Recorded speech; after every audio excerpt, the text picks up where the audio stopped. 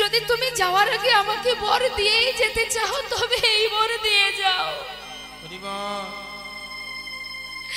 এই জগতে যদি আরো কোনো দুঃখ থাকে, কষ্ট থাকে, আরো যদি যন্ত্রণা থাকে, বেদনা থাকে, তুমি আমায় দিয়ে যাও কৃষ্ণ। যে কষ্ট পেলে, যে দুঃখ পেলে, যে যন্ত্রণা পেলে তোমাকে স্মরণ করা যায়, যে যন্ত্রণা পেলে চিরতরে তোমাকে কাছে পাওয়া যায়, জীবনে কখনো তোমাকে হারাতে না হয়, সেই যন্ত্রণা, সেই কষ্ট আমায় দিয়ে যাও। পাশে দাঁড়িয়ে আছে ভীম। মা, মাগো, জীবনে এত কষ্ট পেলে তুমি, তোমার কি স্বাদ মেটেনি মা? তুমি আবার কেন দুঃখ চাইছো? ওরে ভীম, যে সিংহাসনে বসলে, যে রাজ সিংহাসনে বসলে চিরতরে কৃষ্ণ আমাদের ছেড়ে চলে যায়,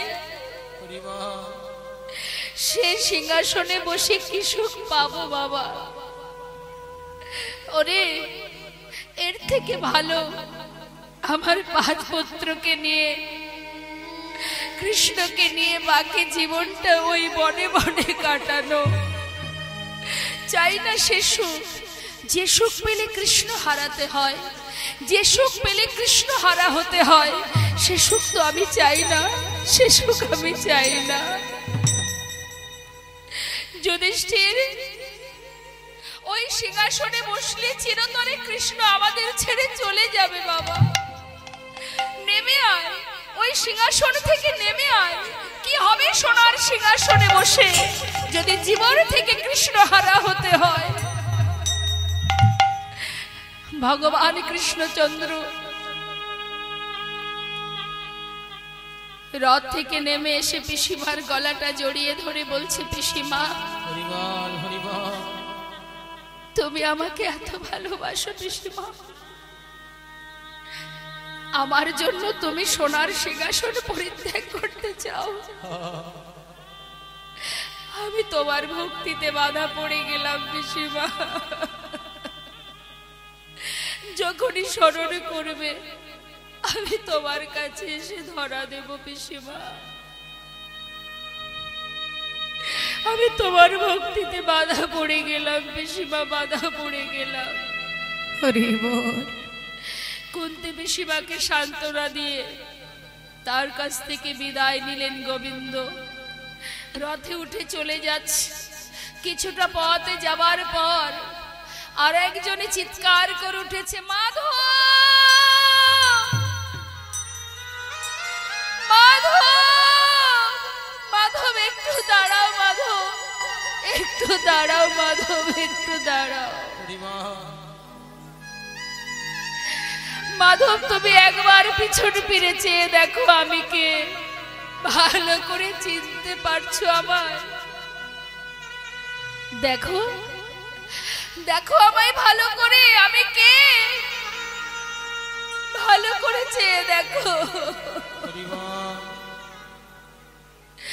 চলে যাচ্ছ মাধব? তবে যাওয়ার আগে একটা কথা শুনে যাও। আজ আমি সেই মা, সন্তান হারা জননী আমি। 1 নয় 2 নয়, শতপুত্র হারিয়েছি আমি। এই শতপুত্র হারিয়েছি আমি তোমার জন্য। তুমি মেরেছো আমার পুত্রদের, তোমার জন্য আজকের এই যুদ্ধ। তুমি না চাইলে কখনো হতো না। আজ আমি সন্তান হারা অভাগিনী মা হতাম না। তুমি করেছো মাধব, তুমি করেছো। তুমি শুনে রাখো মাধব, আজ আমার সন্তানদের মেরেছো তুমি, কুরু বংশ ধ্বংস করেছো তুমি। তাই আজ আমি তোমায় অভিশাপ দেব মাধব। যেমন তুমি আমার সমস্ত পুত্রকে মেরেছো, তেমন তোমার যদু বংশ ধ্বংস হয়ে যাবে, একটা দ্বীপও বেঁচে থাকবে না। তোমারও মৃত্যু হবে এক ব্যাধের হাতে, তীরবিদ্ধ হয়ে তোমার মৃত্যু হবে। সমস্ত রাজসভায় মাতা গান্ধারীকে জড়িয়ে ধরে বলছে, মা তুমি কি করলে মা? তুমি মাধবকে কেন অভিশাপ দিলে? মা তুমি ফিরিয়ে নাও অভিশাপ, ফিরিয়ে নাও। ভগবানের রথ থেকে নেমে এসে বললে, তোমরা শান্ত হও, মা যা বলেছে সে তো ঠিকই বলেছে।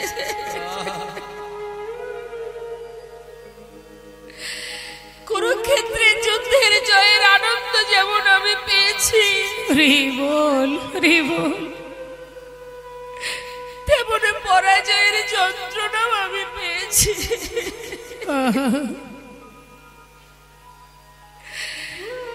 সকলে মায়ের আশীর্বাদ যেমন পেয়েছি, তেমন সকল মায়ের অভিশাপ আমি মাথায় নিতে চাই।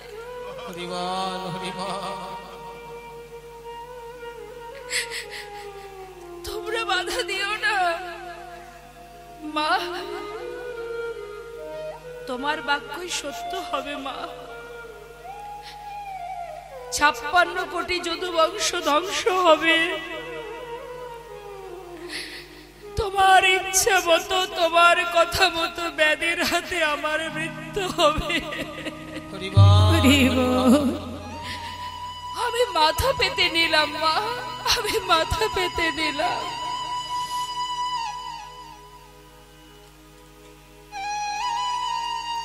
ধর্ম রক্ষার্থে ভগবান কৃষ্ণ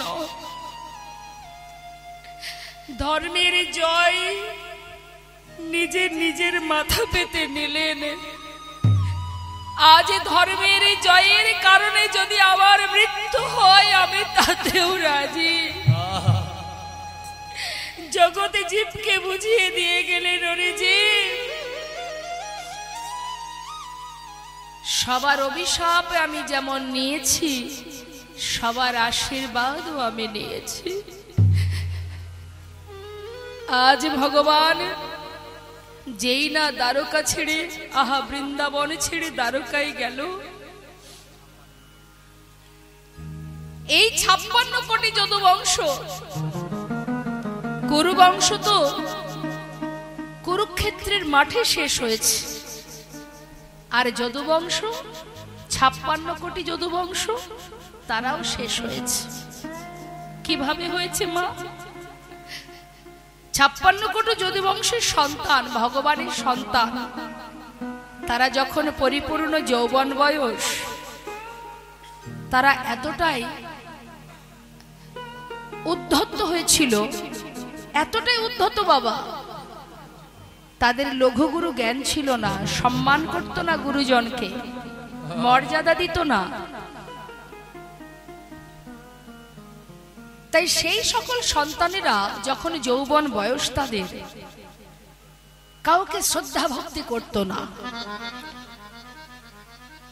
তাই সেই সকল সন্তানের মধ্যে একটি সন্তান অনেকটা দেখতে মেয়েদের মতো, যার নাম সম্ভব।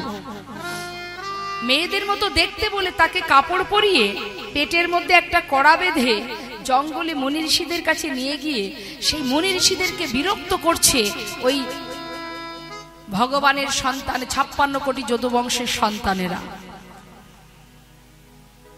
সেই মুনি ঋষির কাছে কি দুর্বাসা মুনি ধ্যানে মগ্ন, সেখানে গিয়ে বলছে, অমনিবার যুগ যুগ ধরে সাধনা করছো, এর পেটে কে আছে বলতে পারো? মুনি ঋষি বলছে, তোমরা ঘরে ফিরে যাও বালক, আমাদের এইভাবে বিরক্ত করো না, যাও ঘরে চলে যাও। কেন যাব? সাধনা করছো যুগ যুগ ধরে, এর গর্ভে কে জন্ম নেবে সেটা বলতে পারবে না, ছেলে না মেয়ে? বলো বলো, যত সময় না বলবে যাব না। তখন সেই মুনি ঋষি বলে উঠলেন, তবে শোন বালক, যখন এতটাই উদ্ধত হয়েছিস তোরা, তবে শুনে নে এর গর্ভে কে জন্ম নেবে। এর গর্ভ থেকে যে জন্মগ্রহণ করবে তার হাত দিয়ে তোদের এই 56 কোটি যদুবংশ ধ্বংস হয়ে যাবে। দেখতে দেখতে যখনই বাবা পেটের ভিতরে যে কড়াটা বেঁধেছিল পেটের উপরে, সেটা ফাল হয়ে প্রসবিত হল। আর সেই ফালটা নিয়ে গোবিন্দের কাছে যেই না গেলেন, ভগবান দেখেই তার পূর্বের কথা মনে পড়ে গেছে। সেই ফালটাকে হাতে করে নিয়ে ভগবান বললেন, বালক তোমরা এক কাজ করো, প্রভাস নদীর তীরে গিয়ে এই ফালটাকে পাথরে ঘষে ঘষে এটাকে শেষ করে দাও। সেই ফালটা নিয়ে যখন পাথরে ঘষছে, তখন বাবা ওই ফাল থেকে যে ফেনাটা বাহির হচ্ছে, ওই ফেনাটা ওই নদীর ধার বরাবর, জলের ধার বরাবর যাচ্ছে, আর নল খাগড়ার গাছ তৈরি হচ্ছে। এইভাবে ঘষতে ঘষতে যখন আর এতটুকু বাকি, তখন মনে মনে ভাবছি, এটা দিয়ে আর কি বা হবে আমাদের, কিভাবে মারবে, এটা দিয়ে আর কি করে মারবে আমাদের। সেটা নিয়ে জলের মধ্যে ফেলে দিয়েছে। আর খেয়েছে কে? যেই না জলের ভিতরে প্রভাস নদীর জলে ফেলে দিয়েছে, সেটা খেয়েছে একটি মাছ, যার নাম রাঘব বোয়াল। বোয়াল মাছে খেয়েছে বাবা। এখন বোয়াল মাছে খেয়েছে, আর এদিকে ধীবরেরা মাছ ধরতে গিয়ে জালের ভিতরে সেই মাছটাকে তুলেছে। মাছটাকে তুলে যখনই কর্তন করেছে মা, আবার পেটের ভিতরে দিয়ে সেই ফালটা বেরিয়ে এসেছে। এখন ধীবরেরা আর সেই ফাল দিয়ে কি করবে? তারা আবার সেটাকে নিয়ে জঙ্গলে ছুঁড়ে ফেলেছে। আর যেই না জঙ্গলে ফেলে দিয়েছে, সেখান থেকে কুড়িয়ে পেয়েছে জরা নামের এক ব্যাত। এই জরা নামের ব্যাতটাকে, ইনি হচ্ছেন বালির পুত্র অঙ্গদ। প্রভু রামচন্দ্র যখন মা সীতাকে উদ্ধার করতে যান, তখন ওই বালিকে হত্যা করেছিলেন। যে যখন বালিকে হত্যা করেছিলেন পিছন থেকে, সামনে দিয়ে নয়, পিছন দিক থেকে তীর মেরে হত্যা করেছিলেন। কিন্তু ওই অঙ্গদ, বালির পুত্র, এই অঙ্গদ সে কিন্তু জানতো না। মা সীতাকে উদ্ধার করার জন্য প্রভু রামচন্দ্রকে বিভিন্নভাবে সহযোগিতা করেছিলেন অঙ্গদ। তাই প্রভু রামচন্দ্র খুশি হয়ে বলেছিলেন, অঙ্গদ তুমি আমার এত বড় উপকার করেছো, তোমার সেবায় আমি খুব খুশি, তুমি আমার কাছে বর চেয়ে নাও। তখন অঙ্গদ বলেছিলেন, হে দয়াময়, যদি তুমি বর দেবে তবে এই বর দাও আমায়, যেজন আমার পিতাকে পিছন থেকে তীর মেরে হত্যা করেছিল, আমিও যেন তাকে তীর মেরে হত্যা করতে পারিনি। তাই গৌর হরি। সে তো আর জানতো না যে প্রভু রামচন্দ্রই আমার পিতাকে মেরেছে। বলো প্রভু আশীর্বাদ করো, আমার এটাই বাসনা তোমার কাছে, যে আমার পিতাকে মেরেছে আমিও তাকে মারতে চাই। ভগবান বললেন, তথাস্তু। এই তো বাবা ভগবান, ভক্তের বাঞ্ছা পূর্ণ করাই তার কাজ। মা, আমাদের যদি কোনো কিছুতে স্বার্থে এতটুকু আঘাত লাগে, আমরা কিন্তু সেখান থেকে চলে যাই, আমরা থাকি না বাবা। তাহলে ভগবান মা সীতাকে উদ্ধার করার জন্য বালিকে হত্যা করেছিলেন। আজকে তার পুত্র যখন বর চাইলেন, ভগবান তো স্বার্থপরতা করতে পারতেন যে বর আমি দিতে পারবো না। এটাই তো ভগবান, এই তো সেই বাঞ্ছা কল্পতরু। যে বিষ্ণু তার বামের লক্ষ্মীকে সুতাপা ঋষিকে দিয়েছিলেন, সুতাপামণিকে। সুতাপামণি সাধনা করেছিলেন, তোমার বামে যে লক্ষ্মী, তাকে আমি আমার পত্নী রূপে পেতে চাই। একবার বলুন তো মা, ভক্ত চেয়েছে কাকে? ভগবানের বামে যে লক্ষ্মী, তাকে চেয়েছে। কোন রূপে? পত্নী রূপে, স্ত্রী রূপে। ভগবান তো বলতেই পারতেন আমি এবার দেব না। ভক্ত বলে উঠলেন, আমি সাধনা করেছি, তুমি আমার সাধনায় সন্তুষ্ট প্রভু, তোমার নাম বাঞ্ছা কল্পতরু, ভক্তের বাঞ্ছা পূর্ণ করো তুমি। আজ যদি আমার এই বর তুমি না দাও, তাহলে আজ থেকে তোমার নাম বাঞ্ছা কল্পতরু, তুমি এটা মুছে দাও। ভগবান ভক্ত ছাড়া আর কিছু জানে না মা। তিনি বলেন ভক্ত আমার মাতা, ভক্ত আমার পিতা, ভক্ত আমার গুরু। ভক্ত ভালোবেসে নাম দিয়েছে বাঞ্ছা কল্পতরু। ভক্ত দিলে খায়, না দিলে উপবাসে যায়। ভক্তের হাতে প্রেমের ডোরি, ভক্ত আমাকে যেদিকে ঘোরায় আমি সেই দিকে ঘুরি। এই তো ভগবান, যে কখনো কখনো কোন সময়ের জন্য নিজের সুখের চিন্তা করে না, জীবের কল্যাণ, সন্তানের কল্যাণের জন্য নিজেকে বিলিয়ে দিয়েছেন। মা লক্ষ্মী বললেন, ওরে সুদাপা, পৃথিবীতে এত কিছু থাকতে তুই আমাকে পত্নী রূপে চাস? তবে তুইও শুনে নে, আজ থেকে তুই হবি নপুংস। আয়ান কিন্তু রাধারীকে মাতৃজ্ঞানে ভালোবাসতেন, কারণ সে নপুংস ছিল। তাই মাগো, ভগবান নিজের বামের লক্ষ্মীকেও দিতে দ্বিধাবোধ করে না, ভক্ত যদি চায়। আজ ভক্ত বললেন, আমি তুমি আমাকে এই বর দাও যে আমার পিতাকে হত্যা করেছে সেই হত্যাকারীকে আমি প্রাণে মারব। ভগবান বললেন তথাস্তু, তাই হবে। তাহলে ভগবান কোনো কর্ম করে যদি তার সাজা মাথা পেতে নেয়, আমরা তো পদে পদে অপরাধ করে যাচ্ছি।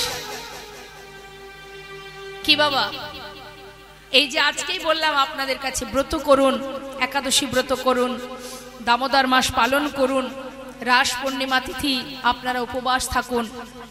কিন্তু এই ব্রত আমি করব, পরক্ষণে যদি আমি আবার অন্যের প্রতি হিংসা করি, কারোর কিছু মেরে কেটে খাই, কারোর ভালো দেখলে আমার হিংসা হয়, আমার ভিতরে লোভ জন্মায়, লালসা জন্মায়, তাহলে আর এই পুণ্যটুকু থাকবে বাবা? আগে নিজেকে পরিষ্কার করতে হবে। হৃদয় মাঝে যত আছে হিংসা, কালিমা, ক্রোধ, সর্বস্ব দূরীভূত করো, পরিষ্কার করো। তোমার সংসারের প্রতি দায়ী দায়িত্ব কর্তব্য তুমি পালন করো। হৃদয় মাঝে যা কিছু আছে সমস্ত কালিমা দূরীভূত করে হৃদয় মাঝে পরমাত্মাকে জাগরিত করো। আগে নিজেকে ভালোবাসো, নিজের পরমাত্মাকে ভালোবাসো, তবেই তো তোমার কার্য সিদ্ধি হবে, তবেই তো তোমার কাজে তুমি পুণ্য অর্জন করতে পারবে। আজ আমি ভগবানের সেবা দিলাম, কাল অন্যের প্রতি হিংসা করতে শুরু করলাম, লাভটা কি বাবা? কোনো লাভ নেই মা। তোমার যেমন আছে তুমি তেমনটাই সেবা দাও, কাউকে দেখে কখনো হিংসা করতে নেই। আজ ভগবান কৃষ্ণ দ্বারকায় চলে গেল। এই যে বালিপুত্র অঙ্গদ, সেই হয়েছিল বাবা জরা নামের ব্যাধ। ওই জঙ্গলের মধ্যে পাখি মারত, হঠাৎ জঙ্গলের ভিতরে সেই ফালটা পেয়ে তীরের আগায় বিধে রেখেছিলেন, পাখি মারতে আরো ভালো হবে। আর এদিকে মা ভগবান বললেন, শোনো, আমি তারপরে প্রভাস নদীর তীরে যজ্ঞ করব। আমার 56 কোটি যদুবংশ তারা সবাই আসবে প্রভাস নদীর তীরে। তাদের মধ্যে প্রথমে হবে মুখে কথা কাটাকাটি, তারপরে হবে হাতাহাতি, তারপরে হবে লাঠালাঠি। এখন ওই প্রভাস নদীর তীরে লাঠি কোথায় পাবে? ওই যে নল খাগড়ার গাছ, সেটা ধরবে, আর যে যাকে মারবে সেই সেখানে মারা যায়। এইভাবে 56 কোটি যদুবংশ ধ্বংস হবে। আর ভগবান বললেন, আমি প্রভাস যজ্ঞ সম্পূর্ণ করে প্রভাসকে অভিশাপ থেকে মুক্ত করে দিয়ে তারপর আমি চলে যাব নিম্ন বৃক্ষের ডালে, ওই জঙ্গলে। নিম্ন বৃক্ষের ডালে আমার চরণটা দুলবে, আর জরা মাছরাঙা পাখি ভেবে যখনই চরণ তলে তীর ভেদ করবে, আমি ভূমিতে পতিত হব। তাই গৌর হরি বল, হরি বল। সবকিছু নিজেকে সুন্দর করে সবকিছু সাজিয়ে মা ভগবান চলে গেলেন দ্বারকায়। এবার আমরা দেখব বৃন্দাবনের কি অবস্থা। বৃন্দাবনের রাধারানী আমার কৃষ্ণ বিরোহিনী, ভগবানের আহ্লাদিনী শক্তি রশ্মা। শ্রীমতী রাধারানী আলাদা কোনো নারী নয় মা, জেনে রাখবেন। রাধারানী কিন্তু আলাদা কোনো রমণী নয়, গোবিন্দের বাম অঙ্গ থেকে সৃষ্টি। রাধারানী মা আছে? কোন মাতৃগর্ভ থেকে ভূমিষ্ঠ হয়েছিল রাধারানী? কে মা? রাধারানীর মা কি, নাম কি তার বলুন, মায়েরা বলুন, মায়েরা ভালো জানেন। আমার রাধারানী মায়ের নাম কি?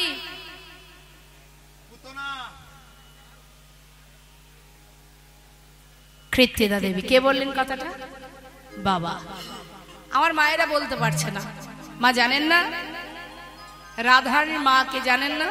আচ্ছা বলুন, রাধারানীর বাপের বাড়ি কোথায়? বাবা বলবেন না।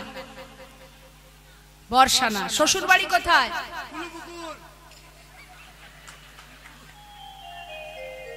কোথায়? রাধারানীর শ্বশুর বাড়ি কোথায় জানেন না? বৃন্দাবনে।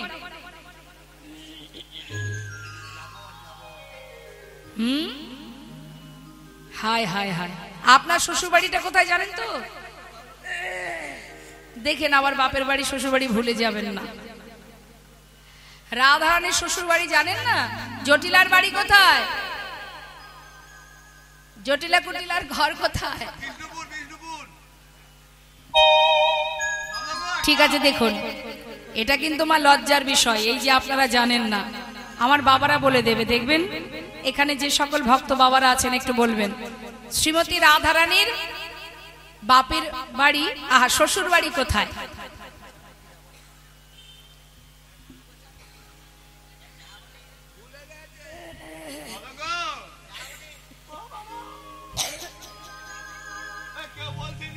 আচ্ছা জটিলা কুটিলার বাড়ি কোথায় সেটা তো জানেন?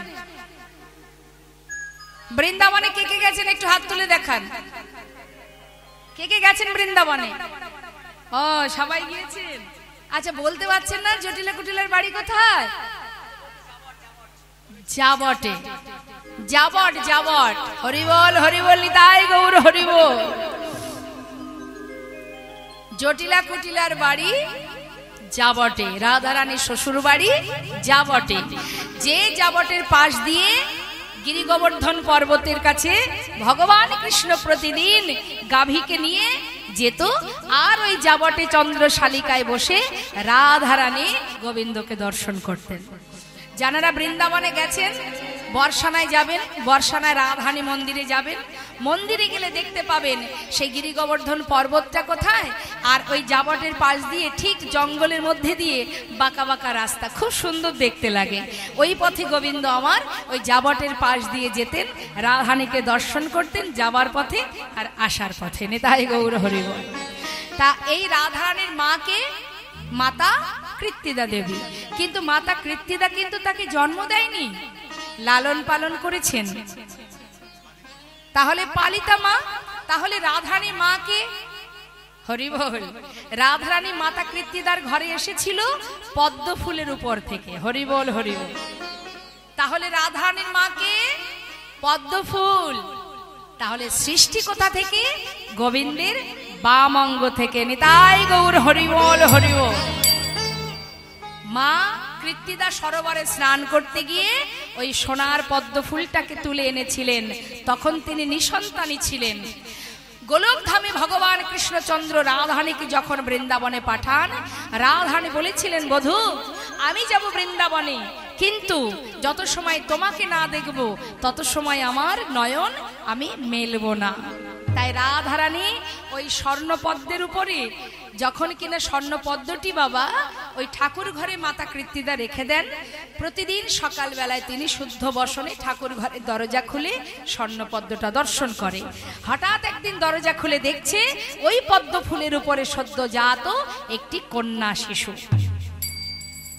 তখন তিনি বড় আনন্দিত, এলাকায় খবর দিলেন বৃষভানু রাজা যে আমার একটি কন্যা সন্তান দিয়েছেন বিধাতা। কিন্তু মা যশোমতী খবর পেয়ে গিয়েছিলেন গোপালকে দেখবে, রাধারানীকে দেখবে বলে। এখন ছেলে গোপাল আমার বড় দুষ্ট ছেলে, সে মায়ের পাঁচু ধরেছে যাবে। এখন যখন কিনা মা যশোমতী দেখছে যে রাধারানী শুনেছি নাকি অন্ধ, চোখে দেখে না, আমার ছেলেটাকে যদি নিয়ে যায়, যদি তার ছোঁয়া লেগে আমার ছেলেটারও কোনো ক্ষতি হয়, সব মা বাবারাই এটা ভাবে, গোপালকে নিয়ে যাবে না, আর গোপাল কিছুতেই শুনবে না, না গেলে তো রাধারানী চোখ খুলবে না, যার কারণে গোবিন্দ বারবার মায়ের আঁচল ধরে টানছে। মা দেখছে দুষ্টু ছেলে কথা শুনছে না, তাই জোরপূর্বক গোপালকে নিয়ে যায়। নিয়ে যাওয়ার পর যখন মাতা কৃত্তিদার সঙ্গে মা যশোমতী কথোপকথন হচ্ছে, সেই সময় গোপাল মায়ের কোল থেকে বারবার নামার চেষ্টা করছে, আর মা গোপালকে চেপে ধরে রেখেছে, কিছুতেই ছাড়বে না। যেহেতু রাধারানী অন্ধ, ছাড়বে না। এখন গোপাল দেখছে মায়ের এমন একটা ক্ষতি করব, মা রাগ করে আমায় ছেড়ে দেবে, তাই কি করেছে, মায়ের গলায় একটা দামি গজমতি হার ছিল, কোলের মধ্যে বসে থাকতে থাকতে গজমতি হার ধরে যে টেনেছে, আর মতিগুলো সব ছড়িয়ে গেছে। মা দেখছে দুষ্টু ছেলে, এত দুষ্টু ছেলে, রেগে রেগে মা ছেলেটাকে নামিয়ে দিয়ে মতি গোড়াতে শুরু করেছে। আর গোপাল হামাগুড়ি দিতে দিতে রাধারানী মন্দিরে প্রবেশ করেছেন। তাই গৌর হরি। রাধারানীর কাছে গিয়ে রাধারানীর নয়ন কমলে যখন তার করকমল পরশ করেছে, রাধারানী নয়ন মেললেন। ওই যে নয়ন মেললেন, মাতা কৃত্তিদা দর্শন করে বললেন, দিদি তোমার সন্তানের কারণে আজ আমার কন্যা দৃষ্টি ফিরে পেয়েছে, তাই আজ থেকে আমার কন্যাকে আমি তোমার পুত্রের চরণে সঁপে দিলাম। তাই গৌর হরি বল হরি। তাই বাবা, এ তো রাধা গোবিন্দের মধুর লীলা। আজ আমার সেই রাধারানী কৃষ্ণ বিরোহিনী আজ বৃন্দাবনে নয়নের জলে বুক ভাসিয়ে কাঁদছে। আর এদিকে দেবর্ষি নারদ, তিনি বীণা বাজাতে বাজাতে আসছে বৃন্দাবনে সাধু সঙ্গ করবে বলে। আর আমার রাধারানী তিনি সুন্দর করে মৃত্তিকার উপরে, মানে মাটির উপরে চোখের জল ওই মাটির উপরে দিয়ে মাটিটাকে ভিজিয়ে সেই মাটির উপরে বধুর চিত্র অঙ্কন করছে। কিভাবে আঁকছে? এখানে অনেকেই আছে হয়তো যারা ছবি আঁকে, কই দেখি একটু হাত তুলে দেখান কে ভালো ছবি আঁকতে পারে। ভালো ছবি আঁকতে পারে কে আছে এখানে? একটু হাত তুলুন দেখি কে ভালো ছবি। আচ্ছা, তুমি ছবি আঁকো, তাই তো? মানুষের ছবি আঁকো? আচ্ছা বলো তো দেখি, মানুষের ছবি আঁকতে গেলে সর্বগ্রে কোথা থেকে শুরু করতে হয়? মাঝখান থেকে? তাহলে কোথা থেকে? বদন থেকে? আচ্ছা, হয় বদন থেকে নাই চরণ থেকে, যে কোনো একদিক থেকে ছবি আঁকা যায়। কিন্তু আমার রাধারানী বাবা কৃষ্ণ বিরোহিনী আজ পরাণ বধূর ছবি আঁকছে। কিভাবে আঁকছে পদের মধ্যে একটু মন দেবেন মা। কৃষ্ণ কৃষ্ণ বলি কাঁদে বাহু তুলি, মরমে দারুণ ব্যথা। ওই না কৃষ্ণ কৃষ্ণ বলি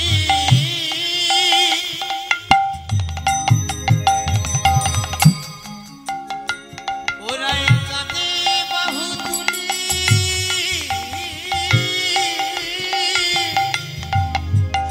মরমে দারুণ ব্যথা। মৃত্তিকায় পরে মোরতি আঁকিয়া, কহে তার শনে কথা। মৃত্তিকার উপরে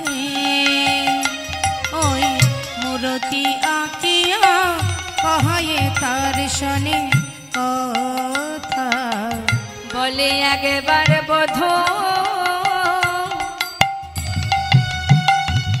তুমি কথা বলো, বলে একেবারে বধূ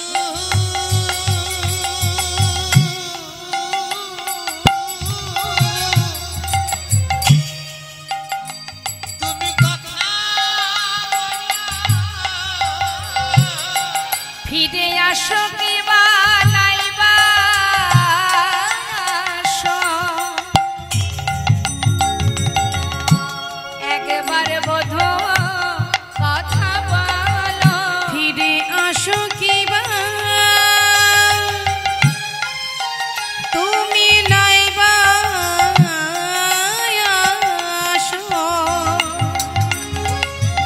একবারে বধূ কথা বলো,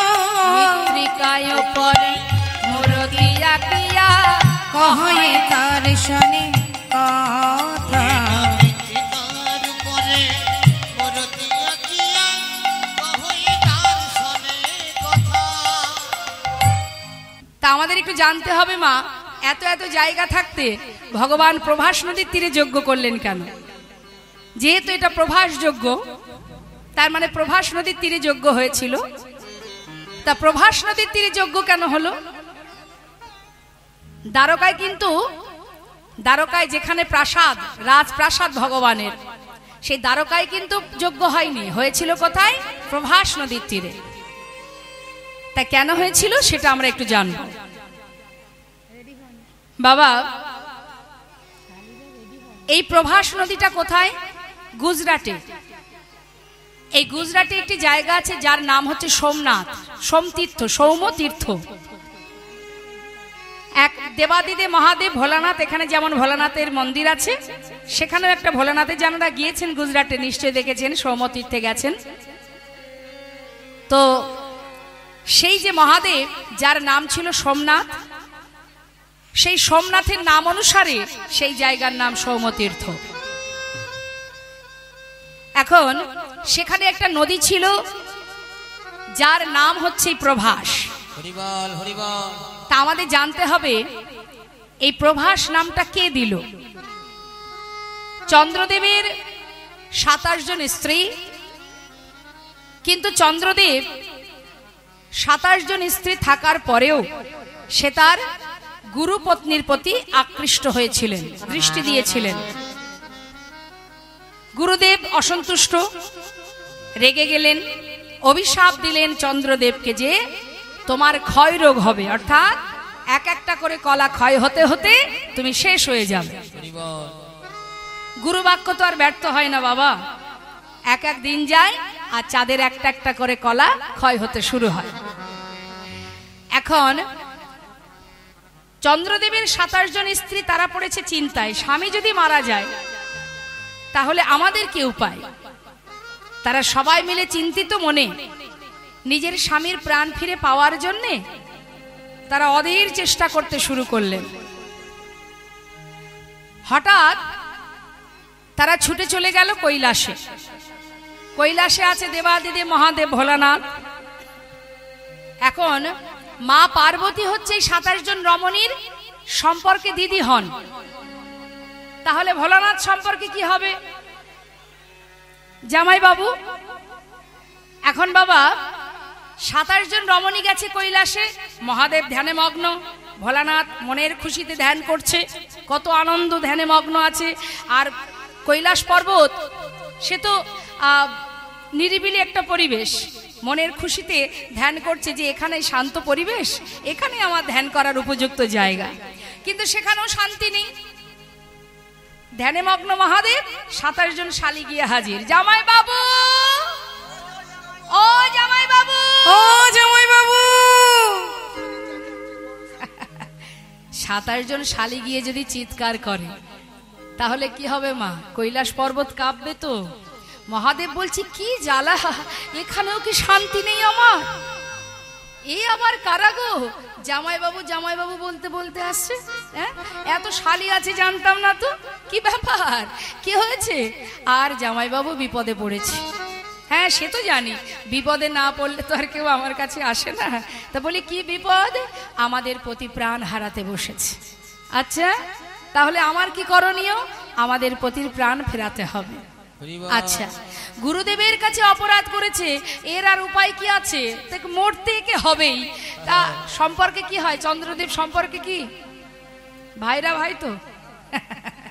বলছে শোনো, যদি একটা কলা বেঁচে থাকে তাহলে আমার মাথায় যে গঙ্গা আছে জটার মধ্যে, এই গঙ্গার জলে তোমার ওই স্বামীর একটি কলা বেঁচে থাকলে সেই কলাটি নিয়ে আমার এই জলের, গঙ্গার জলের মধ্যে রেখে দিয়ে যাও। এটাকে বলা হয় অভিশাপ রূপ, মানে এর মধ্যে থাকলে কোনো অভিশাপই কাজে লাগবে না। আর যার চরণে অপরাধ করেছে তোমাদের স্বামী, তার কাছে তোমরা যাও স্বামীর প্রাণ ফিরে পাওয়ার জন্য, তার চরণ ধরে কাঁদো। যেই না বলা, সেই একটি কলা বেঁচে ছিল। দেখবেন বাবা শিবের মাথায় একটা চাঁদের কলা আছে, এখন সেই কলাটা শিবের মাথায় রেখে দিয়ে মা এবার সবাই মিলে চললেন গুরু বৃহস্পতির কাছে। গুরুদেবের চরণ ধরে কাঁদছে সকল রমণী। গুরুদেব, স্বামী অপরাধ করেছে, আমরা তো কোনো অপরাধ করিনি। পতি যদি মারা যায় তবে আমরা কি নিয়ে বাঁচব? আমাদের কে রক্ষা করবে, কে মান দেবে, কে সম্মান মর্যাদা করবে? আমরা সতী রমণী, আমাদেরকে কে রক্ষা করবে? কার ছত্র ছায় আমরা জীবন কাটাবো? আমাদেরকে প্রাণে বাঁচান। গুরুদেব বলছে সবই বুঝলাম মাগো, কিন্তু উপায় কি আছে বলো? স্বামীর একটি কলাও যদি বেঁচে থাকতো তাহলে আমি না হয় কোনো উপায় তোমাদের দিতাম, কিন্তু আর তো কিছু করার নেই, সবই তো শেষ। গুরুদেব, যদি কোনো উপায় থেকে থাকে আপনি বলুন। যদি আমার স্বামীর একটি কলাও বেঁচে থাকে আমি অন্তত চেষ্টা তো করব। বেশ, যদি একটি কলাও বেঁচে থাকে তাহলে ওই সৌমতীর্থে একটি নদী আছে, ওই নদীতে স্নান করালে তোমার পতির আবার পুনরায় প্রাণ ফিরে পাবে। যেই না বলেছে সঙ্গে সঙ্গে সেই একটি কলা নিয়ে সবাই মিলে ওই সৌমতীর্থে সেই যে নদীটা স্নান করিয়েছে। আর যেই স্নান করিয়েছে সঙ্গে সঙ্গে আবার পুণ্যজ্যোতি ফিরে পেয়েছেন চন্দ্রদেব। যখনই চন্দ্রদেব পুণ্যজ্যোতি ফিরে পেল সঙ্গে সঙ্গে খুশি মনে বলে উঠলেন, ওরে তুই আজকে আমার পুনরায় জ্যোতি ফিরিয়ে দিয়েছিস, তাই আমি খুশি হয়ে তোকে আশীর্বাদ করলাম, তোর নাম হবে প্রভাস। বাবা প্রভাস, প্রভা যুক্ত আস, অর্থাৎ পুনরায় আবার পূর্ণ জ্যোতি ফিরে পেলাম। প্রভা মানে জ্যোতি, পুনরায় ফিরে পেয়েছি, সেই জন্য তোর নাম দিলাম প্রভাস। কিন্তু এই প্রভাস নদী অভিশপ্ত হয়েছিলেন এবং সেই অভিশাপ খণ্ডনের জন্যই ভগবান কৃষ্ণচন্দ্র প্রভাস নদীর তীরে যজ্ঞ করেছিলেন। অভিশাপটা কি করে হলো? এক মণিপুত্র গিয়েছিলেন ওই প্রভাস নদীতে জল পান করতে। মন দিয়ে শুনবেন কথাটা। জল পান করতে গিয়ে বাবা ওই প্রভাস নদীর মধ্যে যে কুমির ছিল, সেই কুমির ওই শিশুটিকে জলের মধ্যে টেনে তাকে খেয়ে ফেলে। অন্যান্য শিশুরা তার পিতার কাছে গিয়ে খবর দিল। সেই মুনিবর ক্রোধান্বিত হয়ে অভিশাপ দিয়েছিল, ওরে আজ যখন তুই আমার পুত্রের প্রাণ হরণ করেছিস, আমি তোকে অভিশাপ দিলাম, তোর বক্ষের জল শুকিয়ে যাবে, প্রখর রৌদ্রের তাপে তুই শুকিয়ে যাবি এবং পশু পাখি কীট পতঙ্গ তোর বক্ষে বাস করবে, মলমূত্র ত্যাগ করবে, সবাই তোকে ঘৃণা করবে। অভিশাপ যখন দিচ্ছে তখন প্রভাস নিজে সমূরতি ধারণ করে বলে উঠলেন, হে মুনিবর, আমি তো কোনো অপরাধ করিনি। অপরাধ যদি করে থাকে আমার বক্ষে যে কুমির বাস করে সে করেছে অপরাধ, আমি তো কোনো অপরাধ করিনি। আর এতেও যদি আমার অপরাধ হয়, হে মুনিবর, আমি তো জেনে বুঝে কিছু করিনি। আমার বক্ষের কুমির আপনার সন্তানকে মেরেছে, এর জন্য আপনি আমাকে কেন এত বড় অভিশাপ দেবেন? মুনিবর বললেন, দেখো অভিশাপ দিয়েছি মানে অভিশাপ লাগবে, কিছু করার নেই। মুখ থেকে যখন অভিশাপ বেরিয়েছে সে অভিশাপ লাগবে। অভিশাপ তো আমি আর তুলে নিতে পারবো না, তাই আমি আশীর্বাদও করে দিচ্ছি। কি আশীর্বাদ করলো মা? ওই প্রভাস নদীর জল দিয়ে যেদিন অনাদি আদি গোবিন্দ রাধারানীর চরণ ধৌত করবে সেই দিনই তুমি মুক্তি পাবে, তার আগে নয়। হরিবল। যেদিন সেই প্রভাসের জল দিয়ে ভগবানের প্রেয়সী রাধারানীর চরণ ধৌত হবে সেই দিনই প্রভাস উদ্ধার পাবে। তাই প্রভাসের মুক্তির জন্য, প্রভাসের উদ্ধারের জন্য সেখানে যজ্ঞ করেছিলেন ভগবান। এটাই যে শুধু কারণ তাই নয় বাবা, কারণ আরো অনেক আছে। বিস্তারিত সবকিছু তো বলা সম্ভব নয়, আমি ছোট ছোট করে বলবো, একটু বুঝে নেবে। কুরুক্ষেত্রে যুদ্ধের পর হস্তিনাপুরে রাজা হয়েছিল ধর্মরাজ যুধিষ্ঠির। রাজা হবার পর ভগবান কৃষ্ণচন্দ্র দেখছে যুধিষ্ঠির রাজা সারা জীবন কষ্ট করেছে, সারা জীবন 5 ভাইকে নিয়ে, 5 পুত্রকে নিয়ে মা কুন্তি বনে বনে কাটিয়েছে। আজ সমস্ত কষ্ট দূরীভূত হয়ে অবশেষে রাজা হয়েছে ধর্মরাজ যুধিষ্ঠির। তাই ভগবান কৃষ্ণচন্দ্র রথের উপরে বসে কুন্তি পিসিমাকে ডেকে বলছে, পিসিমা আজ তোমার ছেলে হস্তিনাপুরের রাজা, তুমি রাজমাতা। তাই পিসিমা এবার আমি যাই। নদিয়ার চাঁদ গৌর হরি জীবের দ্বারে দ্বারে হরিনাম দিয়েছে, জীবের হাতে ধরে হরিনাম, পায়ে ধরে হরিনাম দিয়েছে। কি গো মা, দিয়েছে তো? ধরো লও গ্রহণ করো জীব, নাম ছাড়া গতি নাই, গতি নাই, হরিনাম করো, মহামন্ত্র জপ করো, কলিযুগে নাম ছাড়া নাহি আর ধর্ম, সর্বধর্ম সার নামে শাস্ত্র মর্ম। সমস্ত ধর্মের সার হলো এই হরিনাম। কলিজীবের, আমাদের কলিজীবের শ্রেষ্ঠ নাম হচ্ছে হরিনাম মহামন্ত্র। তুমি কিছুই যদি না জানো তাতে কোনো দুঃখ নেই, অন্তত পক্ষে 16 নাম 32 অক্ষর মহামন্ত্রটাও যদি তুমি জানতে পারো, আর কিছু লাগবে না। বেদ বিদ্যা দুহু কিছু নাহি জানত, সে যদি গৌরঙ্গ করে সার, ঠাকুর নয়নানন্দেতে ভনে, সেই তো সকলেই জানে, সর্বসিদ্ধি করতলে তার। তার মানে বাবা, তুমি কিছুই জানো না, তুমি শাস্ত্র জানো না, তুমি পূজা জানো না, তুমি কিছুই জানো না, তোমার মধ্যে ভক্তি আছে কিন্তু ভগবানের সেবা পূজা সম্বন্ধে তোমার কোনো জ্ঞান নেই, তাতে কোনো দুঃখ নেই।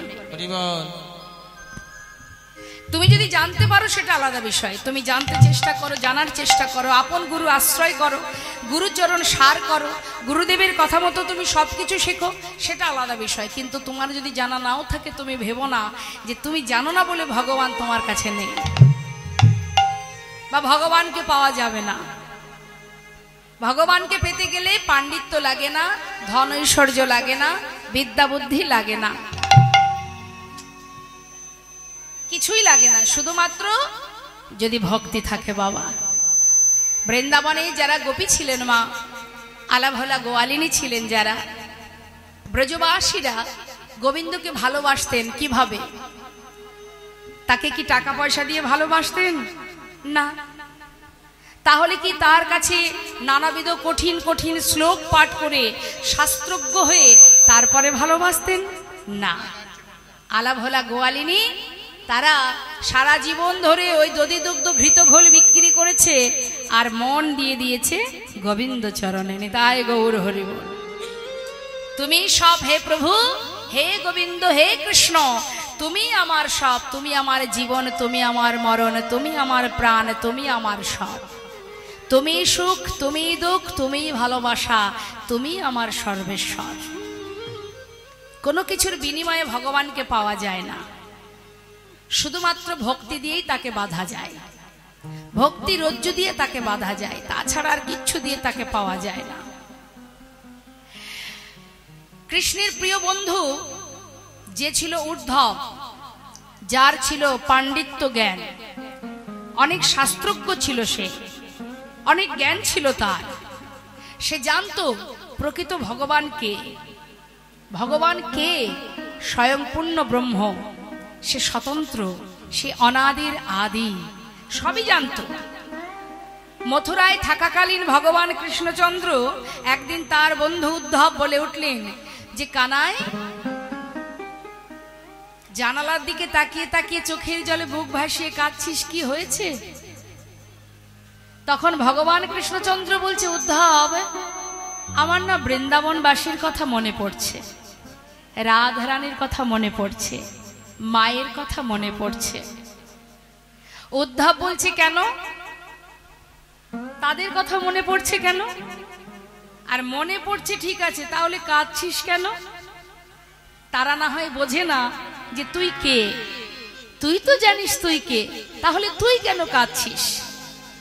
তারা বোকা, তারা জানে না যে কাকে সন্তান রূপে পেয়েছে, তাই তারা চোখের জলে বুক ভাসিয়ে কাঁদছে। কিন্তু তুই কেন কাঁদছিস? তুই তো জানিস তুই কে, আমি তো জানি তুই কে, তাহলে তুই কাঁদছিস কেন বন্ধু? কাঁদিস না। ভগবান কৃষ্ণচন্দ্র বলছে, উদ্ধব, ঠিকই তো বলেছিস তুই, আমার তো কথাটা মাথায় ছিল না, আমি কেন কাঁদবো? তারা কাঁদবে, তারা আমাকে চেনে না, আমাকে জানে না, বোঝে না, তারা আমাকে ভালোবাসে, তারা কাঁদতে পারে, আমি তো জানি আমি কে, তবে আমি কেন কাঁদবো? তুই এক কাজ কর, তুই একটু বৃন্দাবনে যা, গিয়ে সবাইকে বলে দে যে আমি কে, আমি প্রকৃত কে, আমি যে ভগবান, আমি যে কারোর একার নই, এটা তুই ভালো করে তাদের বুঝিয়ে দিয়া। যেই না বলেছে, উদ্ধব বললেন, এটা তো সামান্য ব্যাপার, ঠিক আছে আমি যাব। উদ্ধবকে সুন্দর করে কৃষ্ণ সাজে সাজিয়ে দিয়ে পাঠিয়ে দিয়েছে বৃন্দাবনে। মথুরা থেকে গেছে উদ্ধব, কোথায় গেছে? আগে গেছে মায়ের কাছে। নিতাই গৌর হরি বল। মা যশোমতীকে দেখছে কি ক্ষণে চৈতন্য ক্ষণে অচৈতন্য হয়ে পড়ে আছে। মা পাগলিনীর ন্যায় কাঁদছে সন্তানের জন্য। উদ্ধব গিয়ে বলছে, মা তুমি কাঁদছো কেন? উদ্ধব, কেন কাঁদছি জানিস? আজ আমার সন্তান আমাকে ছেড়ে চলে গেছে।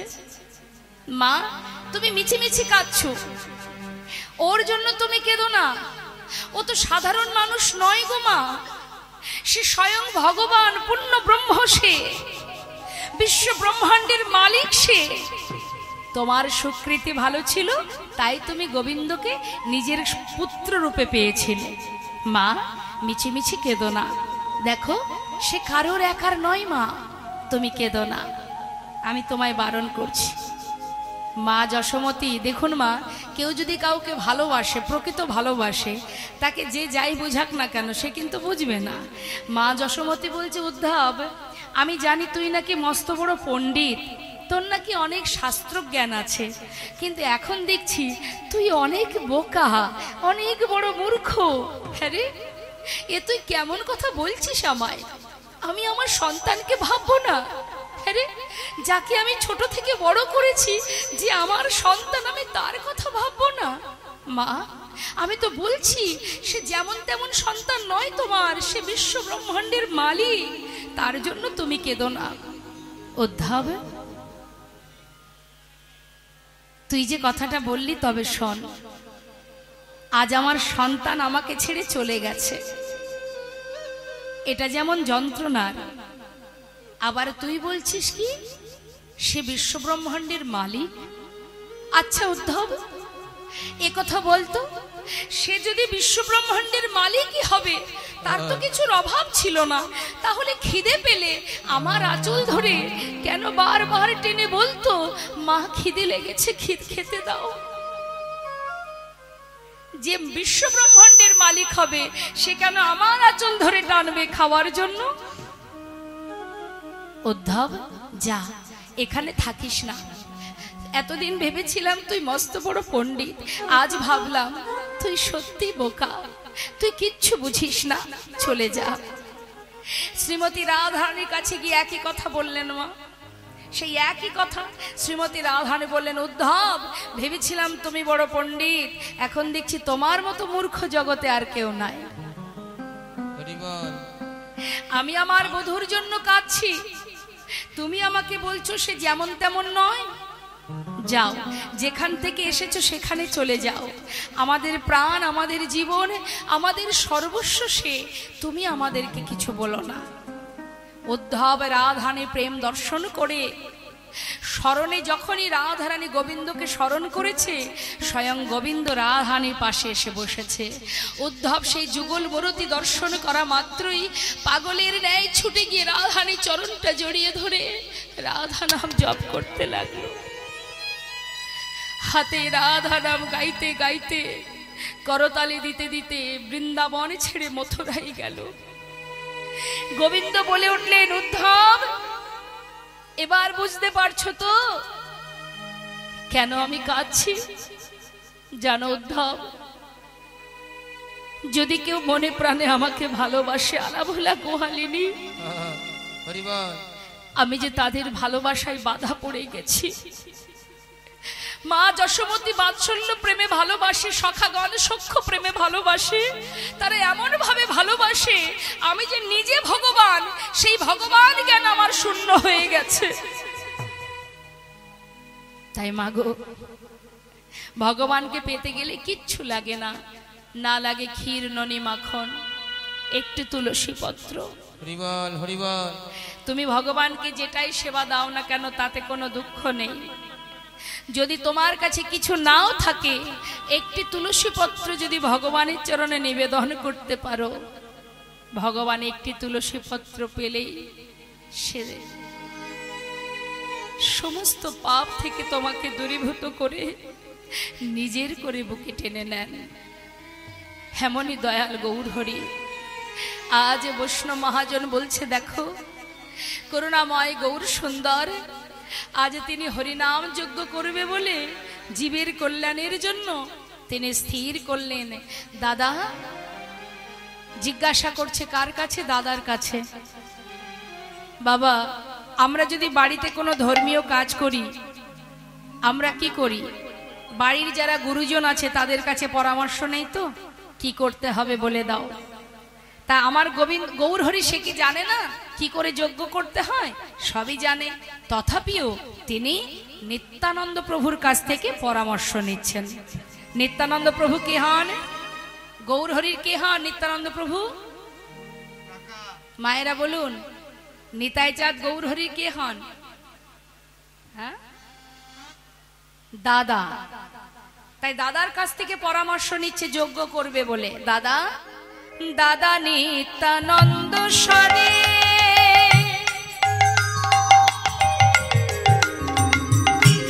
বিচার করিয়া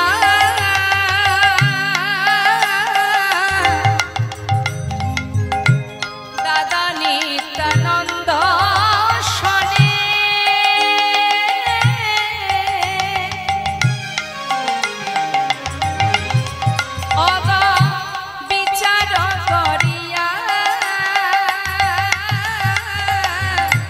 পরামর্শ করিলা আজি পরামর্শ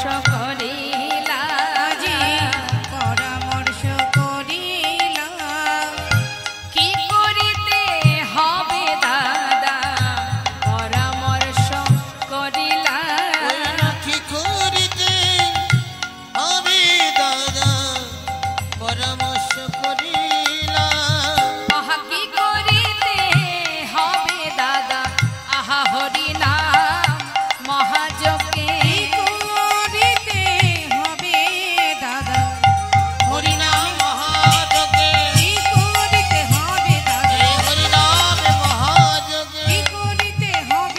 আজি পরামর্শ করিলা নিমন্ত্রণের লাগি প্রভু শ্রীবাসে পাঠাইলা। দেখো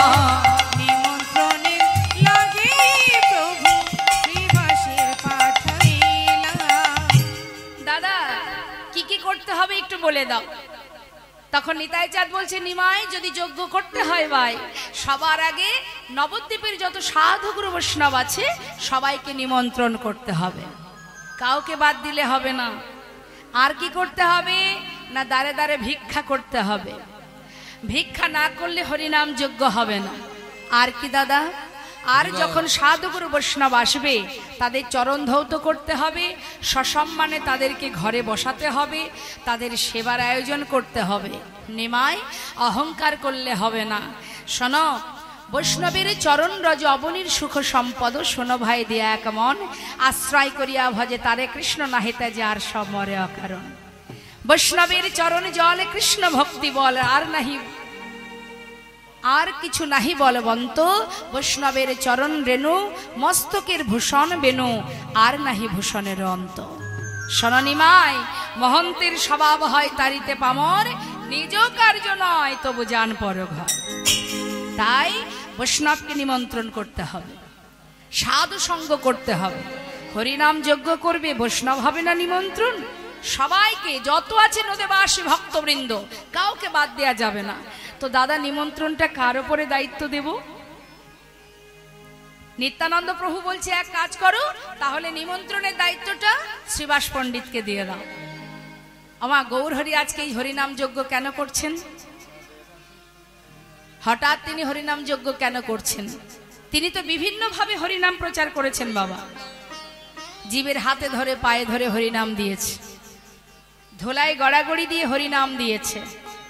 শুধু তাই নয়, তার প্রচারের পদ্ধতি আরো ছিল বাবা। যখন সে নিমাই যখন জন্মগ্রহণ করে, আমাদের এই জগতে কি হয়, বাচ্চারা যখন জন্ম নেয়, নেবার পরে তারা যখন একটু একটু করে বড় হয়, যদি কখনো কান্নাকাটি করে বাচ্চারা, আমরা কি করি, তাকে নানাবিধ খেলনা দিয়ে কান্নাকে বন্ধ করি।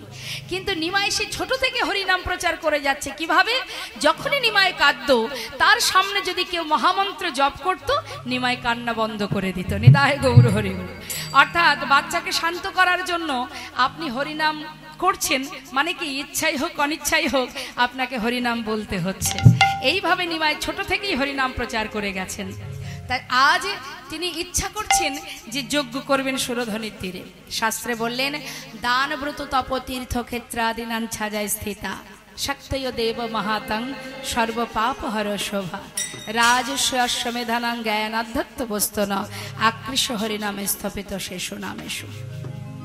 অর্থাৎ দান করলে যে ফল পাওয়া যায়, ব্রত করলে যে ফল পাওয়া যায়, যজ্ঞ করলে যে ফল পাওয়া যায়, শুধু তাই নয়, তুমি তপস্যা করলে যে ফল পাবে, যে কর্মই করো না কেন, কেউ লক্ষ্মী পূজা, কেউ কালী পূজা, কেউ বা দুর্গা পূজা, কেউ বা গণেশ পূজা, কেউ সূর্যদেবের পূজা করে, কেউ ঠাকুর অনুকূলকে ভালোবাসে, কেউ লোকনাথকে ভালোবাসে। আমাদের হিন্দু সমাজে বিভিন্ন মত আছে, এক একজনকে ভালোবাসে। শাস্ত্রে বলছেন, তুমি যাকেই আরাধনা করো না কেন, সমস্ত আরাধনার আলাদা আলাদা পুণ্য আছে। যে পুণ্য অর্জন তুমি করবে, আর সব রকমের পুণ্য একত্রিত করলে, হরিনাম মহামন্ত্র জপ যদি কেউ করতে পারে, এক হরিনামের মধ্যে সব রকমের পুণ্য একসাথে লাভ করা যায়। তাই গৌর হরিবল হরিবল, সব রকমের পুণ্য একমাত্র হরিনামে লাভ করা যায়। তাই তুমি যে কর্ম করো না কেন। তাই আজ দেখুন, প্রভু আমার সেই হরিনাম যজ্ঞ করছেন জগৎ জীবের কল্যাণের জন্য। শ্রীবাস পণ্ডিতকে নিতাই চাঁদ বলছে, শোনো শ্রীবাস, পত্র যে তুমি নিমন্ত্রণ যে করবে, তা পত্র নিয়ে কিভাবে নিমন্ত্রণ করবে সেটা কি জানো? শ্রীবাস পণ্ডিত বলছে, তুমি বলে দাও দয়াময়, কিভাবে নিমন্ত্রণ করতে হবে। আচ্ছা আমার মায়েরা বলুন দেখি, আমার সাথে একটু কথা বলুন, বাড়িতে কোনো ধর্মীয় কাজ হলে আপনারা নিমন্ত্রণ করেন কি করে বাইরের মানুষকে? কিভাবে? ফোনে করেন তো? এখন তো সব ফোনেই হয় বাবা। দেখ ভাই, কিছু মনে করিস না, যেতে পারছি না, সপরিবারে সবাই অমুক দিন চলে আসিস। ভুল ত্রুটি হলে ক্ষমা করে নিস, কিছু মনে করিস না, সবাই চলে আসিস। তার মানে কি ফোনেই নিমন্ত্রণ হয় আজকাল। তা মা, এখন তো ফোনেই নিমন্ত্রণ হয়, কিন্তু নিমন্ত্রণের নিয়মটা কি, শাস্ত্র কি বলছে? নিতাই চাঁদ শ্রীবাস পণ্ডিতকে শিখিয়ে দিচ্ছে, শ্রীবাস বৈষ্ণবের ঘরে ঘরে যাবে, সবার ঘরে গিয়ে সবার হাতে পত্র দেবে। আর কি করতে হবে? পত্রখানি দেবে হাতে, চরণ ধুলি নেবে মাথে। তাই গৌর হরিবল হরিবল হরিবল। পত্রখানি দেবে হাতে, চরণ ধুলি নেবে মাথে। নামে যোগে সবাই যেন আসে, নামে যোগে সবাই যেন আসে, এই হরি নামে যজ্ঞে সবাই যেন আসে গো, নামে যজ্ঞে সবাই যেন আসে। ও শিবাস, কর জোড়ে বলিবে, কর জোড়ে বলিবে, সবার কর জোড়ে তুমি বলিবে, সবার কর জোরে বলিবে, আবার পায়ে ধরে বলিবে, আর কর জোড়ে বলিবে। ওই পায়ে ধরে বলিবে, কর জোড়ে বলিবে, এই হরি নামে মহাযোগে কর জোড়ে বলিবে। এই হরি নামে মহাযজ্ঞে কর জোরে বলিবে, নামে যোগে সবে যেন আসে, এই হরি নামে যজ্ঞে সবাই যেন আসে গো, নামে যোগে সবে যেন আসে। সবাইকে নিমন্ত্রণ করবে, আর করজোড়ে চরণধুলি মাথায় নিয়ে নিমন্ত্রণ করবে। কেমন?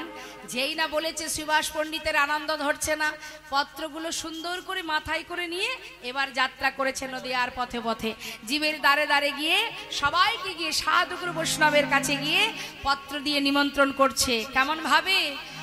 শুনিয়া শ্রীবাস গেল নদীয়া নগরে, শুনিয়া শ্রীবাস গেল নদিয়া নগরে, শিবাসে চলে যায়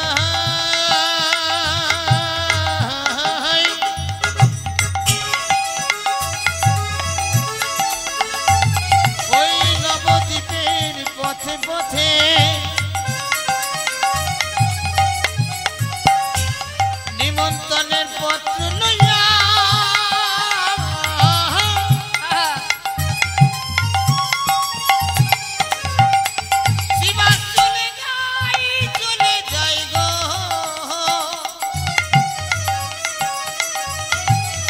ওই না নদিয়ার পথে পথে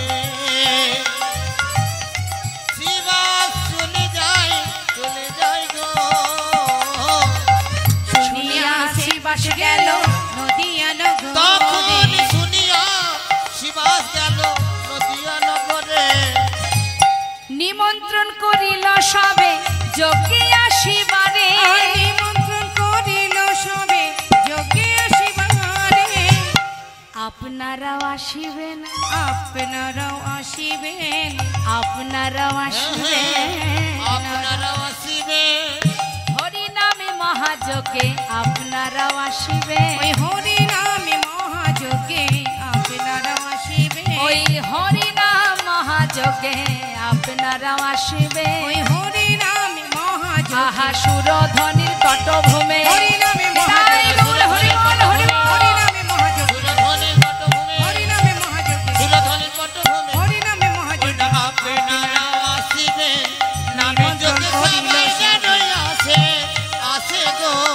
নামে যোগে সবাই যেন আসে গো নামে যোগে সবে যেন আসে সবাইকে চরণ ধরি করজোড়ে বলে আসলো যে আপনারা সবাই যাবেন হরিনাম মহাযজ্ঞে। নদিয়ার চাঁদ গৌর সুন্দর সুরধ্বনির তীর আলো করে হরিনাম যজ্ঞ করবে। যেই না নিমন্ত্রণ করেছে আর কি আনন্দ ধরে বাবা। আজ আমি এখানে আসার পরে শুনলাম প্রত্যেকের ঘরে ঘরে অনেক দূর দূরান্ত থেকে সমস্ত আত্মীয় স্বজনরা এসেছেন। কেন এসেছেন, কি জন্য এসেছেন? হরিনাম কৃষ্ণ নাম শ্রবণ করবে বলে। তাই তো মা, আপনারা যে এত আশা করে ছুটে এসেছেন সবাই কৃষ্ণ নাম হরিনাম শুনবেন, যার নাম শোনার জন্য আজ আপনারা এখানে এসে বসে আছেন, একবার ভাবুন তো, তাকে তো চোখে দেখেননি, তাকে তো চোখে দেখেননি, শুধুমাত্র তার কথা শোনার জন্য আজ আপনারা পাগল হয়ে বসে আছেন। তাহলে একবার বাবা ভাবতে হবে, এটা যাকে চোখে না দেখেও ভালোবাসা যায়, বিশ্বাস করা যায়, সেই তো পরম ভক্ত। নিতাই গৌর হরি বল। জয় রাধে। দেখেছেন, ভালো কথা বললেই খারাপ হয়ে যেতে হয়। বললাম ভালো কথা, ওই দেখুন শুরু হয়ে গেছে ওখানে গল্প করা। ওমা, এসেছেন কৃষ্ণ কথা শুনবার জন্য, নিশ্চয় গল্প করার জন্য আসেননি। কেন এত চঞ্চল মন? দেখুন না, এদিকে আমার বাবারা আছেন, এদিকেও আমার বাবারা বসে আছেন, কই কেউ তো গল্প করছে না। আপনাদের এত গল্প কিসের? এত গল্প কি হবে গল্প করে? কি লাভ আছে গল্প করে? দিবস রজনী আবল তাবল পাঁচালো পড়িতে পারো, তাহার ভিতরে একবার ওকে কৃষ্ণ বলিতে নারো। আবল তাবল কথা বলার জন্য সময় আমাদের প্রচুর আছে, কিন্তু কৃষ্ণ কথা শোনার বা বলার সময় আমাদের বড় কম। তাই আমি বলবো, মোবাইলটা রেখে দেখুন, মোবাইল থেকে আসরে ভক্তদের মাঝখানে বসে মোবাইল করার কিছু নেই। মন দিয়ে কীর্তন শোন, তাতে তোর ভবিষ্যৎ ভালো হবে। তো মা, সবার চরণ ধরে আমার নিবেদন, আপনারা কথা বলবেন না, যতটুকু শুনবেন মন দিয়ে শ্রবণ করুন। এই শ্রবণটা শুধুমাত্র কান দিয়ে প্রবেশ করছে, শুধুমাত্র যদি মনটা চঞ্চল থাকে তাহলে হবে না। এই কানের ভিতর দিয়ে প্রবেশ করে হৃদয় মাঝে যে পরমাত্মা আছে, যেন তার সেবায় লাগে, এটা মাথায় রাখবেন। কেমন বসেছেন কিন্তু সেবায়। এই সেবাটা কার সেবা? এটা আপনার খাওয়া পড়া নয়, এটা হচ্ছে পরমাত্মার সেবা। কমিটির ভক্ত বাবারা এত সুন্দর করে এই যে সুন্দর আসনটা পেতে দিয়েছে, অনেক পরিশ্রমের মধ্যে দিয়ে, তাদের খুবই চিন্তা ছিল, তার মধ্যে দিয়েও এই যে সুব্যবস্থা করেছে আপনাদের এখানে বসার জন্য ব্যবস্থা করেছে। এটা কিন্তু শ্রবণের জন্য বসা, এখানে কিন্তু ঘুমানোর জন্য নয়, আন কথা বলার জন্য নয়। বললে আপনারই ক্ষতি, আমার কিছু হবে না, আর যারা শ্রবণ করছে তাদেরও কিছু হবে না।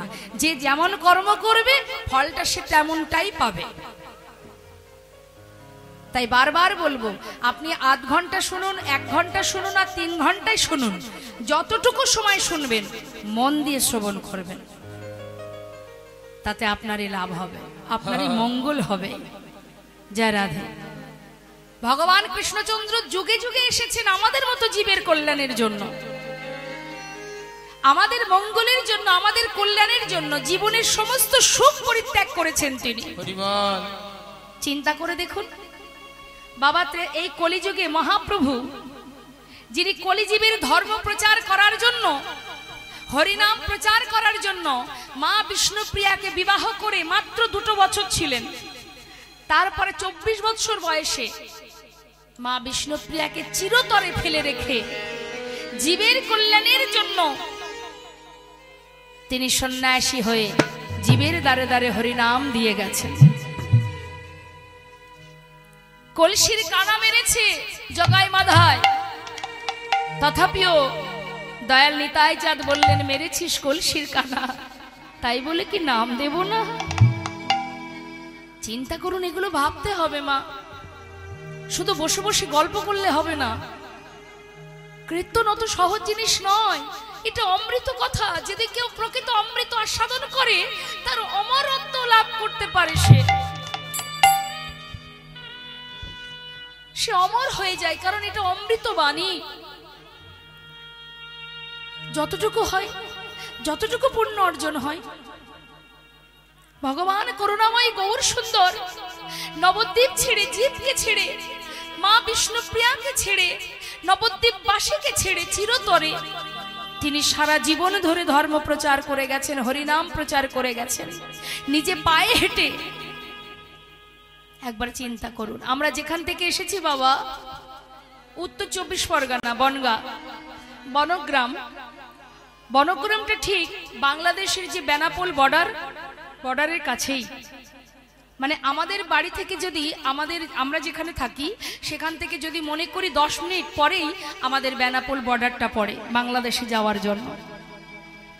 আর সেই বর্ডার পাস করে আমরা যখন রাত্রেবেলা, আগে আমি অনেকবার গেছি বাংলাদেশে, এখন ইদানিং যাচ্ছি না, তো সেই বর্ডার পাস করে যদি আমরা নাইট কোচ বাস ধরি, তা মহাপ্রভুর যে পিতৃভূমি শ্রীহট্ট, এখন সেটাকে সিলেট বলা হয়, ওই শ্রীহট্টে পৌঁছাতে গেলে মা বাসে করে 14 ঘন্টা লেগে যায়। বাসে আমাদের বনগাঁ বেনাপোল থেকে 14 ঘন্টা লেগে যায় বাসে। আর মহাপ্রভু নবদ্বীপ থেকে সেই পিতৃভূমি দর্শনে গিয়েছিলেন খালি পায়ে হেঁটে। হরি বল, হরি বল।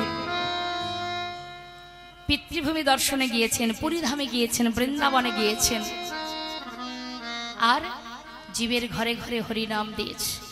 কত কষ্ট করেছেন তিনি আমাদের জন্য, যার কারণে আজ আমরা ঘরে ঘরে হরিনাম শুনতে পাচ্ছি, বলতে পারছি, ভগবানের লীলামৃত আস্বাদন করতে পারছি। মহাপ্রভু না দিয়ে গেলে পেতাম না। এই যে আপনারা লীলা শুনবেন প্রভাস যজ্ঞ, এটা তো দ্বাপর যুগের লীলা বাবা, কৃষ্ণচন্দ্র করে গেছেন। ভগবান কৃষ্ণ দ্বাপর যুগে এসে এই লীলা করেছিলেন। একবার ভাবুন তো বাবা, আমাদের তো মাত্র 100 বছর পরমায়ু, তাও আমরা সেই পর্যন্ত বাঁচবো না। তাহলে 100 বছর পরমায়ু আমাদের, আমরা কি করে দ্বাপর লীলা জানতে পারলাম? রাধা গোবিন্দ যত যত লীলা করেছে আমরা কোথা থেকে পেলাম? এগুলো জানলাম কোথা থেকে? কি করে জানলাম? করুণাময় গৌর সুন্দর নবদ্বীপের মাঝে সেই গোপন লীলা, কখনো রাধা ভাবে কখনো কৃষ্ণ ভাবে বিভোর হয়ে যখনই সেই লীলা প্রকাশ করেছে, আর তার যত পার্ষদগণ, মহাজন, বৈষ্ণবগণ সঙ্গে সঙ্গে পদাবলী করেছেন। যেই না পদাবলী করেছেন, লিপিবদ্ধ করেছেন, আর লিপিবদ্ধ করেছিলেন বলেন সেই সময়ের সমস্ত মহাজনরা, যারা এই লিপিবদ্ধ করেছিলেন বলেই কিন্তু আজ আমরা পদাবলী শ্রবণ করি, আজ আমরা রাধা গোবিন্দ লীলা শ্রবণ করি। না হলে রাধা গোবিন্দকে চিনতেই পারতাম না। কে রাধা কে কৃষ্ণ কি করে চিনব? তিনি জানালেন তাই তো জানলাম। তাই মাগো একটু ধ্যান দিতে হবে। এসেছি যেমন, চলে তো প্রত্যেককে যেতে হবে। কি বাবা, আসার পালা আমাদের শেষ। সবাই আমরা যাওয়ার পথে দাঁড়িয়ে আছি মা, লাইন দিয়ে দাঁড়িয়ে আছি, কখনকার ডাক পড়বে কে জানে। কিন্তু মনে রাখতে হবে, আসার সময় বেশ এসেছি, যাবার সময় পথটা তো ভুলে গেছি। তাই এতটুকু স্বীকৃতি যদি অর্জন করতে পারি, অন্তত যাওয়ার পথে আমি যদি 1 পা বাড়িয়ে যাই, ভগবান বললেন জীব যদি 1 পা বাড়ায় আমি 100 পা এগিয়ে যাই তার পাশে। কেউ আমার দিকে 1 পা বাড়াক আমি তার কাছে 100 পা এগিয়ে যাব, কিন্তু তুমি 1 পা তো বাড়াও, হ্যাঁ একটু তো বাড়াও। তাই সবার কাছে নিবেদন, যখনই যেখানে, আজকে বলে নয়, যেখানে কৃষ্ণ কথা হরি কথা হবে, মাথায় কাপড় দিয়ে মনস্থির করে ধৈর্য ধরে বসে বসে যতটুকু সময় পারবেন মন দিয়ে শ্রবণ করবেন, ভালো লাগবে।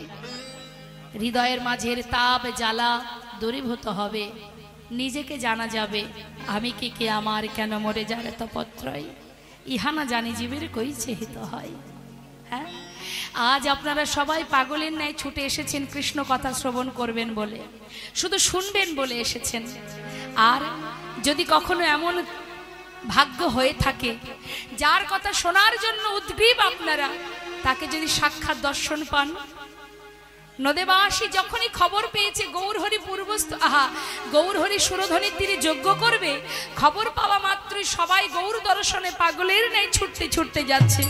মহাজন বলছে, দেখো দেখো, নিমন্ত্রণের পত্র পাইয়া আনন্দিত মন, নিমন্ত্রণের পত্র পাইয়া আনন্দিত মন, নিমন্ত্রণের পত্র পাইয়া আনন্দিত মন, সুরধ্বনির তীরে আসি দিল দর্শন,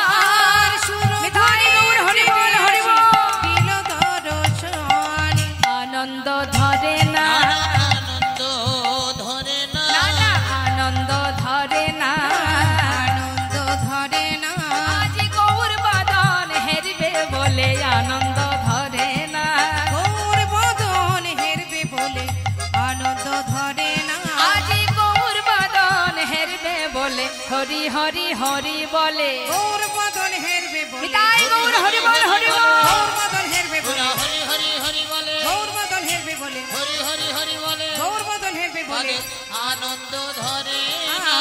সুরধ্বনির তীরে আসি দিল দর্শন, ওই না সুরধ্বনির তীরে আসি দিল দর্শন, নয়ন ভরে গোরারো সকলে হেরিল, বাসুদেব ঘোষে হেরি যেন প্রভাসে মিলিল, বাসুদেব ঘোষে হেরে যেন প্রভাসে মিলিল। যে মহাজন এই পত্রটা লিখেছেন মা, তিনি হচ্ছেন বাসুদেব ঘোষ। বলছে, দেখলে যেন মনে হচ্ছে অগণিত ভক্ত সমাগম সুরধ্বনির তীরে, দেখলে মনে হচ্ছে যেন প্রভাস তীরে রাধা গোবিন্দের মিলন হয়েছে বলে অগণিত ভক্ত সমাগম হয়েছে। আহা, আজ শুনলাম আমরা মহাজনী পদাবলী দিয়ে গৌরচন্দ্রিকা। এবার আমরা যাব শ্রীধাম বৃন্দাবনে, উলুধ্বনি হরিধ্বনি করে বৃন্দাবনে প্রবেশ করব। জয় রাধে। মায়েরা উলুধ্বনি জানেন? একবার জোরে শোনান তো দেখি। আহা, খুব সুন্দর। দেখুন, জীব যদি উলুধ্বনি করতে পারে, একবার উলুধ্বনি করলে রাধা গোবিন্দের যুগল ধ্বনি হয়ে যায়। কারণ এই যে উলু, উ আর লু দুটো অক্ষর, এর মধ্যে দুজনে বিরাজ করে, উ আর লু। এই দুটো অক্ষরের মধ্যে রাধা কৃষ্ণ দুজনে বিরাজ করে। হ্যাঁ, তা এই উলুধ্বনি করলে যুগল ধ্বনি হয়। তাই যদি জীব দিনান্তে একবার উলুধ্বনি করে, তাতে উলুধ্বনি করলে ভগবানের ধ্বনি হয়, যুগল ধ্বনি হয়, আর ভগবানের সেবা হয়। হ্যাঁ, তো আপনারা উলুধ্বনি করবেন যখনই জয়ধ্বনি হবে। তা আসুন আমরা সবাই মিলে বৃন্দাবনে যাব উলুধ্বনি হরিধ্বনি করে। জয় রাধেশ্যাম। মায়েরা একবার বলবেন, বৃন্দাবনের রাজাকে রাধে রাধে। বাহ, ভালো লাগলো। অনেকে আবার বলে কৃষ্ণ, কিন্তু কৃষ্ণ রাজা নয়। কৃষ্ণ রাজা ছিলেন, আজ সমস্ত রাজত্ব রাধাকে দিয়ে দিয়েছেন, অর্থাৎ 84 ক্রোশ বৃন্দাবন গোবিন্দ রাধাকে সঁপে দিয়েছেন। জয় রাধে। তাই বৃন্দাবনের সরকার রাধা রানী। জয় রাধে। মায়েদের আবার উলুধ্বনি উলুধ্বনি।